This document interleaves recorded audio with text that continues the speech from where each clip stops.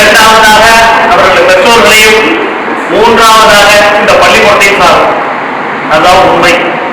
அந்த வகையிலே இந்த முதல் மதிப்பெண்ணை பெற்ற நமது சபைக்கு இந்த பொன்னாடையை நாங்கள் போல் மாறும். அதனால எந்த வகையிலும் 592 பயாலஜி குரூப்ல 592 மார்க் என்பது எந்த வகையிலும் குறைவான மதிப்பெண்ணே அல்ல. ஒரு சென்டம் வாங்கியிருக்கார், மேத்ஸ்ல சென்டம் வாங்கியிருக்கிறார்.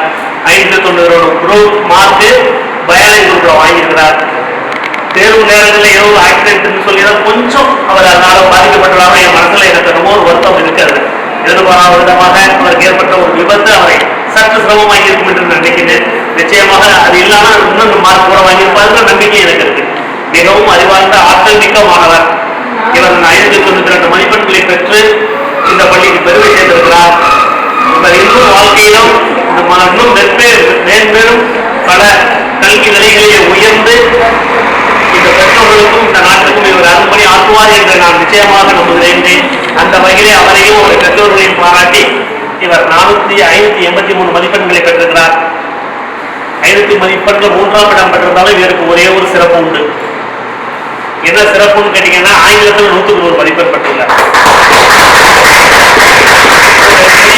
கேட்டீங்கன்னா கணிதத்தில் 3000 பேர் வாங்கிக்கிறாங்க.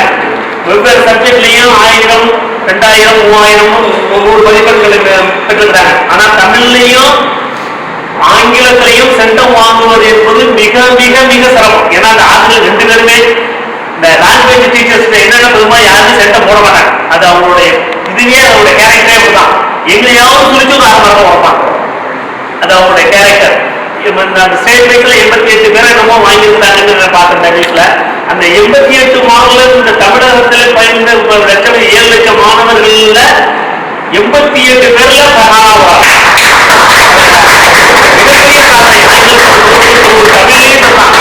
தமிழில் 100 வாங்கணும், ஆங்கிலத்தில் 100 வாங்குவது என்பது மிகவும் சிரமமானது. அந்த சிரமமான பணியினை இவர் நிறைவேற்றி இருக்கிறார். ஆங்கிலத்தில் 100க்கு 100 மதிப்பெண்களை பெற்று பள்ளிக்கு பெருமை சேர்த்திருக்கிறார். இந்த மாணவியை பாராட்டுவதையும் அந்த பெற்றோர்களை பாராட்டுவதையும் நான் மிக்க மகிழ்ச்சி அடைகின்றேன். இருகரம் குத்தி சிறந்தாக்கிய வணக்கங்களை தெரிவித்துக் கொள்கின்றேன். இன்றைய தினம், நேற்றைய தினம் 10ஆம் வகுப்பு பொதுத் தேர்வு முடிவுகளும் 11ஆம் வகுப்பு பொது தேர்வு முடிவுகளும் வெளியாகின்றன. அதில் நமது பள்ளியை பொறுத்தவரை தொடர்ந்து சிறப்பான இடங்களை பெற்று நாம் ஒரு சிறந்த பள்ளியாக, இந்த பள்ளியில் பயிலக்கூடிய மாணவர்கள் சிறந்த மாணவர்களாக தங்களை அடையாளம் காட்டிக் கொண்டிருக்கிறார்கள். அந்த வகையிலே அவர்களை பாராட்ட வேண்டும். பாராட்டுவதோடு மட்டுமல்லாமல் மென்மேலும் அவர்கள் இந்த கல்வி கற்பதிலே ஒரு உன்னத நிலையை, ஒரு சிறந்த நிலையை அடைந்து வாழ்க்கையிலே மென்மேலும் அவர்கள் வளர வேண்டும். தங்களை ஈன்ற பெற்றோர்களுக்கு அவர்கள் பெருமை சேர்க்க வேண்டும். பள்ளிக்கு பெருமை சேர்ப்பதோடு தங்களை ஈன்று வளர்த்து ஆளாக்கிய இந்த பெற்றோர்களுக்கும் அவர்கள் ஒரு சிறப்பு செய்ய வேண்டும். அந்த சிறப்பினை செய்வது என்பது எவ்வாறு இருக்கும் என்றால், அவர்கள் கல்வியிலே ஒரு உயர்ந்த நிலையை அடைந்து கற்றோர் அவையிலே முந்தி இருப்ப செயல்.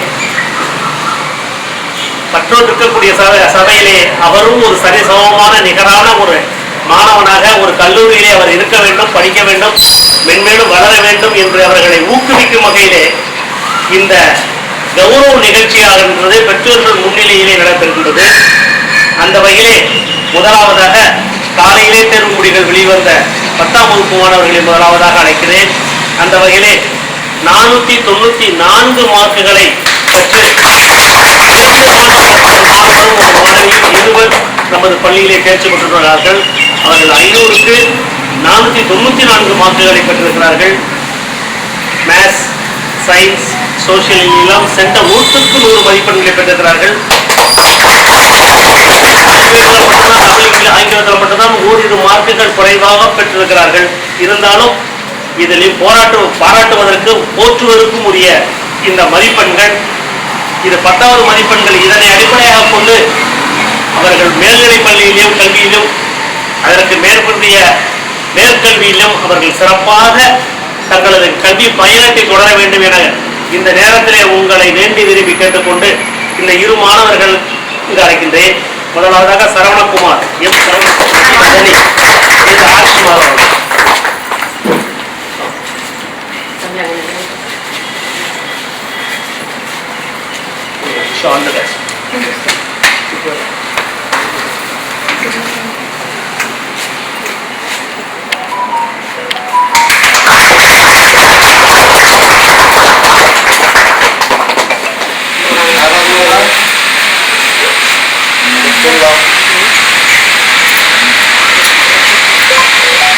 அப்படின்னு ஆரம்ப காலத்திலேருந்து இந்த விட ஆரம்பத்திலேருந்து மதிவதனி பஸ் மார்க் வரும்னு நாங்கள் எதிர்பார்த்தோம். அந்த எதிர்பார்ப்பை முற்றிலுமாக நிறைவேற்றிய மாணவி என்பது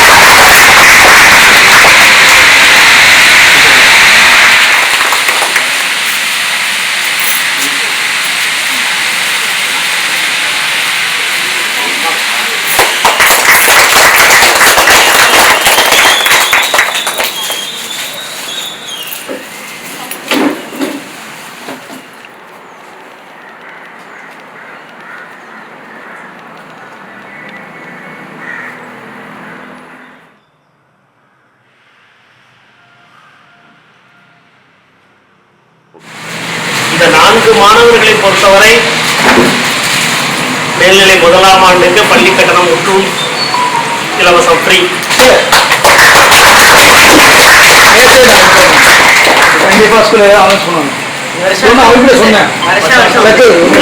முதல்வரிடம் திருப்பி அந்த மறுவருடம் அந்த பப்ளிக் எக்ஸாமினேஷன் நடக்குது. அதுல அவங்க எந்த அளவுக்கு மறுபடியும் வர்றாங்களோ அவங்களுக்கு 2வது வருடம் மறுபடியும் பிளேஸ் பண்ணாங்கன்னா 2வது வருடம் தொடரும். புத்தகத்துக்கு மட்டும்தான் நீங்க பணம் கட்டி புக்கு யூனிஃபார்ம் மட்டும்தான் வாங்க மாதிரி இருக்கும். மற்ற எல்லாம் பள்ளி கட்டணம் அனைத்தும் இலவசம் ஃப்ரீ. வேனுக்கு வந்தால் வேன் கட்டணம். School fees free, tuition fees free. 4 மாணவர்களுக்கு மேல்நிலை முதலாம் ஆண்டு. முதலாவது மதிப்பெண் 588 பி வர்ஷினி. 10ஆம் வகுப்புல நம்ம பள்ளியில 3வது இடம் பெற்றார்கள் என்ற செய்தியை இந்த நேரத்தில் நான் சொல்ல வெட்கமாக 482 மார்க்குகள் பெற்று 10ஆம் வகுப்பு சென்ற வருடம் 10ஆம் வகுப்பு பொதுத் தேர்விலே 3வது இடத்தை பெற்ற மாணவி. இந்த வருடம் முதல் இடத்தினை பெற்று விசேஷமான செய்தி.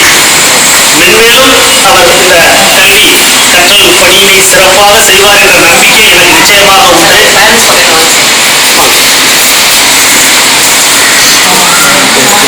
அந்த வகையில அவரை நான் கௌரவிப்பதிலே மிக்க மகிழ்ச்சி அடைகின்றேன்.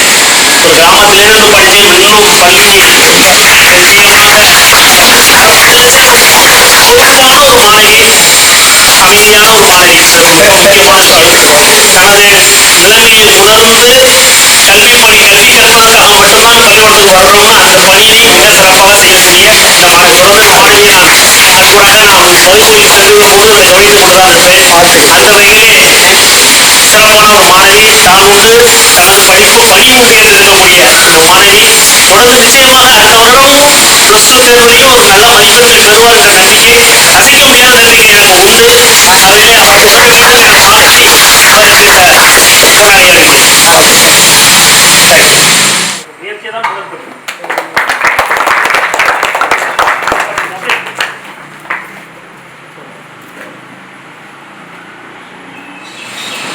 ஜமுனா ரகசியா 575.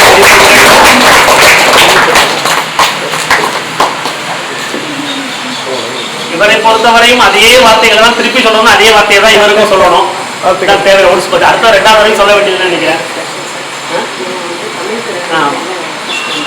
நமது சென்ற வருடம் ஒரு தேர்வு நடைபெற்றது. நான் பிளெக்ஸர் தவிர இருந்திருக்காமலே இருக்கணும்.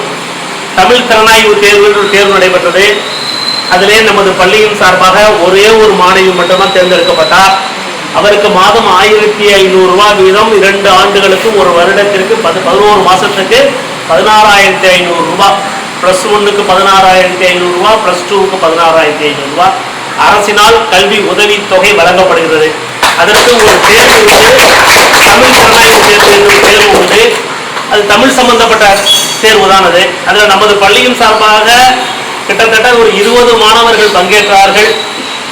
எதிர்பாராத விதமாக அது என்னன்னு கேட்டீங்கன்னா, மார்க் எதிராக அதிகமாக போனதுனால அவங்க ஒரு லிமிட் வச்சுக்கிறாங்க. இப்போ 100க்கு 90 மார்க்கு, 75 மார்க்கே பாஸ் மார்க் தான். இல்லை 75 மார்க்கே அந்த ரேங்க் வந்துடுறாங்க. அப்படி நிறைய வர்றப்ப அந்த மார்க் என்னன்னா மேலேருந்து ஒரு 1000 பேருக்கு தான் கொடுக்குறாங்க. அது பார்த்தீங்கன்னா 95 94 நின்று போகுது. 80 75க்கெல்லாம் வர்றது. ஆனால் 75 பாஸ் மார்க். ஆனால் அவங்க அந்த உதவித்தொகை வழங்குறது ஒரு 1000 பேருக்கு தான் வழங்குறாங்கன்னா, இவங்க 75 பேரும் ஒரு 5000 பேர் பாஸ் பண்ணியிருப்பாங்க. 5000 பேருக்கு கொடுக்க முடியாது. அதனால என்ன செய்வாங்கன்னு கேட்டீங்கன்னா, மேலேருந்து வருவாங்க. அப்படி வர்றப்ப அது 96லயே நின்று போச்சு. 75 மார்க் பாஸ் மார்க்காக இருந்தாலும், எலிஜிபிலிட்டியாக இருந்தாலும் அந்த ரேங்க் அடிப்படையில் போன வருஷம் 95 வரைக்கும் வந்துச்சு. இந்த வருஷம் 96ஓட நின்று போச்சு. அந்த 96 மார்க்கில் வந்த அந்த நமது பள்ளிக்கு பெருமை சேர்த்த ஒரே மாணவி இந்த ஜெமுனா தான். இவரும் நிச்சயமாக வரக்கூடிய மேல்நிலை 2ஆம் ஆண்டு தேர்விலே நல்ல மதிப்பெண்களை பெற்று பள்ளிக்கு பெருமை சேர்ப்பார் என்ற நம்பிக்கை, அசைக்க முடியாத நம்பிக்கை எனக்கு உண்டு. அவரை அதற்காக மோட்டிவேட் பண்ணணும், இன்னும் சிறப்பாக படிக்க வைக்கணும் அப்படிங்கிற நோக்கத்துக்காக தான் இந்த பொன்னாடை.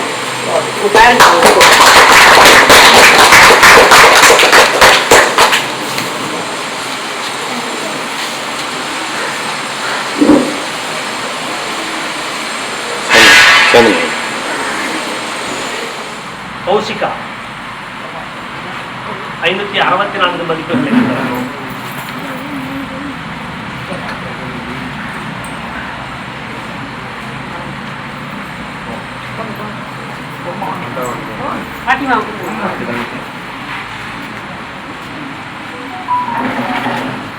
கௌசிகாவை பொறுத்தவரை என்ன சொல்றதுன்னு கேட்டீங்கன்னா, அவங்க இந்த முத்துப்பேட்டை நகரத்தை சார்ந்தவர்கள், ஒரு பின்தங்கிய சமூகத்தை சார்ந்தவராக இருந்தாலும் கல்வியில இந்த இடத்துல இன்னைக்கு ஒரு இடத்துல இந்த 4 பேர் முன்னிலையில அவர் நிற்கிறாருங்கிறது நிச்சயமான ஒரு பெரிய விஷயம்.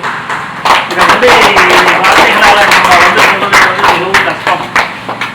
ஏன்னா அவங்க அப்பாவும் அம்மாவும் சரி இந்த பள்ளிக்கூடத்துக்கு நிறைய அலைஞ்சதுக்கு பாருங்க, அந்த 2 பேரும் அலைஞ்சலுக்கு தான் அந்த பொண்ணு அந்த மார்க் வாங்கியிருக்கு.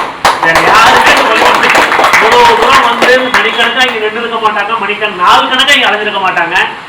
அந்த வகையில அவர்கள் உழைத்த உழைப்புக்கு அதனுடைய பிரதிபலம் இந்த குழந்தைக்கு இங்க நிற்கிறது. தொடர்ந்து அடுத்த தேர்வுகள்லையும் இந்த குழந்தைக்கு நிச்சயமா நிற்குங்கிற நம்பிக்கை எனக்கு உண்டு.